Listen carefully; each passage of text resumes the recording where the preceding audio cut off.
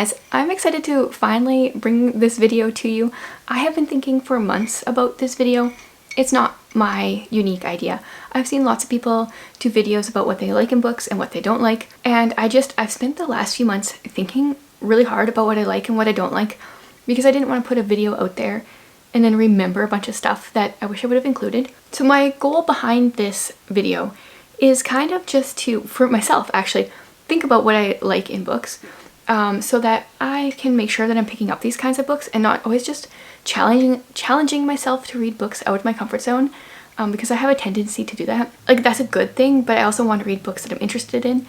And then like twofold here, so there's that part, and then also just so you guys know kind of what my bookish interests are, so that maybe you can help me help to recommend books that I will probably like. So I actually didn't count how many different things I have here, but what I'm going to do is I'm going to tell you something I like in books, and then I'm going to share like one or two books for the most part that kind of fulfill that reasoning that kind of gave me that idea. And for the first time in a long time, I made myself a cup of tea, and I have it in my wonderful Adventure You Say alpaca my bags that I got from Holly. I have like a few cool mugs from her. She's really good at the gift giving thing. Anyway, so in no particular order, I wrote my list. The very first thing that I thought of was a really good friendship or friendship group.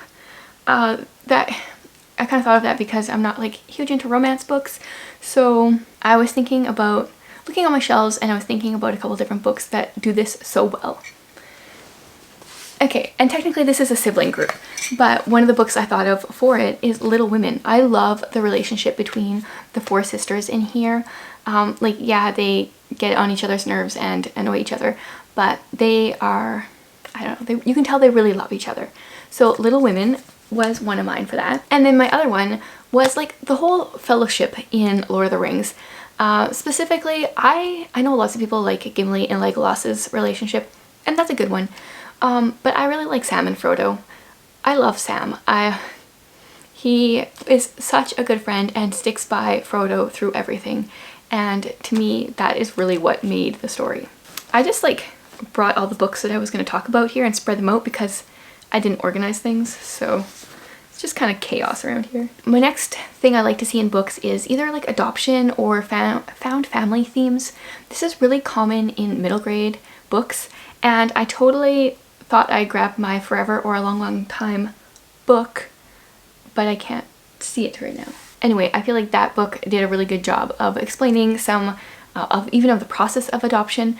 Middle grade often has kind of that as a not so central theme, but I really appreciated in that book how central it really was. Then if you have been here for the last few months, something that I just realized I enjoy in books being the keywords here, are cults. And the line between was kind of my introduction to cults in books, and made me realize, I don't know, just how interesting it is. I always find it fascinating that, you know, so often cults are formed from like such a something so close to the truth, but then like it's just twisted. And yeah, so this is one of the only books that I've read about cults so far, but I just know I want to read more of them. In the last few months, I've remembered how much I love mysteries, but I don't just like generic mysteries. I like mystery stories where you're given the clues, and if you were smarter than me, you could figure out the whodunit kind of thing. So I love Sherlock for that reason. And I also like that not all of the Sherlock stories are like murder mysteries. There's just regular mysteries, like something went missing. I love that. So I like Sherlock, and as many of you already know, I also love Agatha Christie. I love just how she lays all the clues and then brings all of the characters together and says how it could be any of them, but then explains why it was the person that actually committed the murder. I really wanted to be like a spy or a detective when I was younger, and reading these books just makes me remember that, but also makes me realize like I would just be so terrible at it. Another thing I like in books is witty humor, and kind of like hand in hand, if there's banter between characters, kind of like, you know, Lorelai and Rory from the Gilmore Girls, if that can happen in books, I love that. A great example of that is Skyward. I love the humor that Sanderson wove into this book, and I think that that's a lot of the reason I like this book. That is YA sci-fi, so totally out of my element, but that banter like meant a lot to me. And then one I read at Christmas time is Catching Christmas, and this is a fairly like stereotypical Christian Christmas story. Like it's kind of like a romance that develops, but the witty humor in that book, and like it even references Gilmore Girls and how, yeah, I don't know, that book was really good and just made me laugh a lot, and I appreciated that. Then like doing a 180 here and going from witty humor, I really like books that make me examine my life. So thinking about that in nonfiction terms here, because like, I mean in fiction terms, because nonfiction is kind of just supposed to do that, but I love it when it kind of comes out of the blue in fiction. And so I have two books here that actually make me do that. This is Frank Peretti's The Oath. Like this is, I don't know, kind of like supernatural fiction maybe. Like so it's really out there, but I have read this a couple times and it always makes me examine my life and the sin in my life. And then the other one that I read in the fall was A Safe Way Home by Randy Alcorn.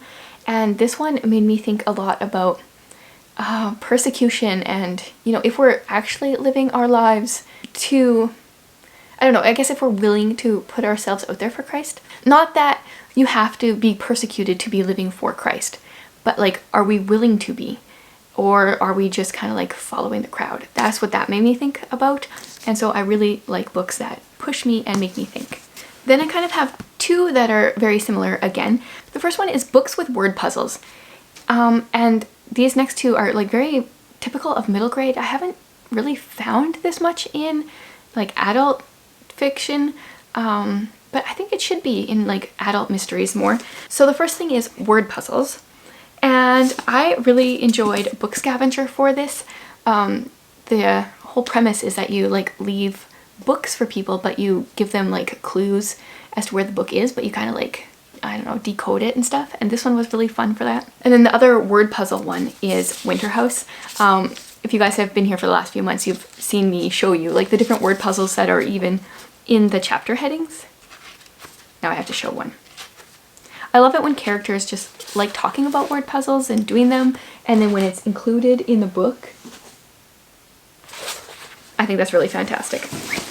So I've got word puzzles, and then really hand in hand is like codes and ciphers. So one that I read recently is The Strangers. Now I listened to this one on audio, so I don't even know if you can like see the ciphers on here. It doesn't look like you really can, but these kids, their mom disappears, but she's kind of like left them clues, and they're like intense ciphers and codes, and I enjoyed this. And then another one that I felt fit really well with that one is Enola Holmes. I just barely read the first book and enjoyed it, and I liked all the different clues that her mom left. Apparently both of these books are about moms disappearing and leaving their kids clues. That was unintentional. Okay, this next one, my daughter has inherited from me, and it sounds really bad, but I like it when an author is willing to kill their characters off, because I'll talk about this, but I don't like the expected. I like, you know, surprises and twists and turns, and I feel like Sanderson does a really good job about that in his books, or with that in his books. Like, you can't get attached to anyone. Anyone can die, and that kind of sounds pretty morbid, and it sounds morbid when my daughter talks about it too. But, you know, we just don't like things to be predictable and perfect, and yeah, I like it when you kind of don't know where an author's going. Okay, the next thing I thought of, and I've only read a few books like this, so I'm not sure if this is like really true or if this was just coincidence that a couple books that I read had this, but I like unreliable narrators, I think. So The Life of Pi is a book that I thought of, which I think I own but I couldn't find. I read it in the summer and I got to the ending and I was like, wait, what? And I liked that. It wasn't like my favorite book of all time by any means, but I appreciated that like twist at the end because of the unreliable narrator. And then I do have another book that I know of that has an unreliable narrator, but I can't tell you it because it would ruin the book if you knew that. So just know that there's at least two books that I've read with unreliable narrators that I thought were really well done. But I think this could go both ways. I could also really hate it. But so far, I've really liked it. And this one can be hit or miss, but something that I've really liked are fairy tale retellings. So I have The Goose Girl. This is actually, The Goose Girl is a Grimm's fairy tale that I had never read until I read this book. So I liked it because it was like obscure and I'd never heard of it, and I thought it was really well done. And then another one that I recently read that I enjoyed is called just Stepsister, I think. It's kind of like a Cinderella retelling, but not quite, because it kind of continues after Cinderella's been married, so it's like the end of the book, and then we follow one of the stepsisters, and I really liked what the author did with that. I just feel like I like when you know a story, but then someone takes it and makes a creative twist with it. For the most part, I've enjoyed that, but not all the time. Okay, like every good bookish person, I love it when a book, you know, is either takes place in a bookstore or the characters go there a lot or something. And one I thought of is The Book Wanderers, because our character lives in a bookstore with her grandparents, and yeah, just like the bookish person in me just would love that. It sounds like so much fun. So if there are, you know, books set in like bookstores or libraries, or, you know, take place in them a lot, or the kids live in them or the people live in them, that's totally up my alley. And then a preference that I have that I've thought about is I prefer my character, my main character, or the main female character anyway, I prefer her to be like the girl next door versus just like destined to be amazing.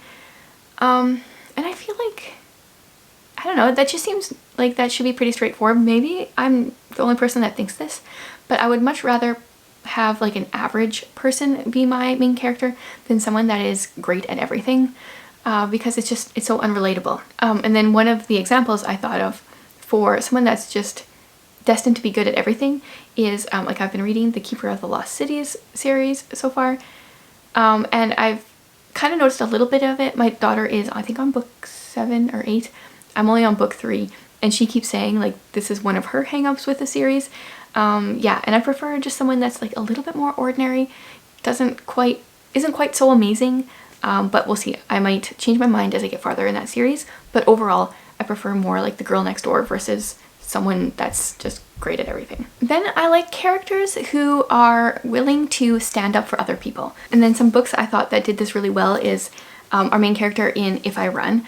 There's a scene where she's at the library and there's this guy looking at stuff on the library computer that he shouldn't be, and everyone else around them like knows it's happening but are just like staying silent, and she like confronts the guy and says stuff to other people. I don't know, I admired her ability to like stand up for what she believed in, and it kind of like challenged me as well. So kind of going back to that other one where like books that make me think, and yeah, I like this one. And then another character that did it so well, honestly, I don't even remember so much this happening in the book as it did in the movie from, I think, 95 that I love so much, and that is A Little Princess. So our main character, she starts out rich, all her money gets taken away from her, and even when she was rich, she was still super nice, and then when she's poor, she's super nice, and she's willing to stick up for the people that have less than her, and I love that in my characters. I also love a little bit of a rebel character, especially if they're going to stand up for what's good and not just go with the expectations of their life, and Selena from Mark of the Raven does this really well. Her mom has like groomed her to be an assassin, and she defies those expectations a bit, or maybe a lot, and I really enjoyed that. I like that she was tough but knew what was right. So it's like rebel with a cause, really, that's what it is. I also like books that teach me something. So for this, I thought of a lot of historical fiction books, but I didn't want to just share historical fiction books because I don't read a ton of it, or I don't know, I find it can be hit or miss. But Fountains of Silence by Ruta Sepetys, this one made me think a lot because I didn't know anything about like the Spanish dictatorship, anything that was going on in that country during that time, and this book really made me like actually want to do some research. And certain certain historical fiction authors can do that well. She's been able to do it, Susan Meisner's been able to do it, so like a few select historical fiction authors I feel like have done that well. Then I've got something I already alluded to. I like twists and surprise endings and like things I don't see coming. A Cry from the Dust, this was a book I read recently that had that I can't really tell you anything about. Another one is like Shirley Jackson. She mostly writes short stories. The ones that I've read, I love her twists at the end. I guess I just don't like the expected, which isn't surprising. I already knew that based off of my reading experiences. Going back to my like not necessarily love for historical fiction, I found one thing I do like is when we are in a like modern perspective and they are researching history for the most part. I recently read Briar Rose and hated it, even though it was like that general idea. I thought that one was terribly executed. But I feel like Jamie Jo Wright, hers are more dual timeline, so it's not necessarily just the modern timeline, but usually like the one timeline is trying to figure out some kind of mystery from back in the past, and I've enjoyed that. This is also like, it's more suspense than historical fiction, so there's also that. But like when it is a historical fiction book, I do like it more if we are modern day looking into it, into the past, as opposed to just following someone from the past. Okay, and I think that is not really all I like in books, but like that is kind of an overview of the things I like in books. I probably did forget some, and I will probably update this. Maybe I will find out that like I thought I liked something in books, but then I read more and it's actually something that really annoys me. I don't know. So this may get updated in the future, but for now, this is kind of where I stand. These are the things I like in books. Now, knowing what I've told you, what books would you recommend for me to read in the near future? What books do you think check like one or more of these boxes? I would love some suggestions below. My plan is in a few weeks here to do like a flip of this and share some things that I don't like to see in books or don't like to read about, because it might help inform your decisions a little bit more. But I would love your suggestions now based off of this video alone. Thanks for watching, guys.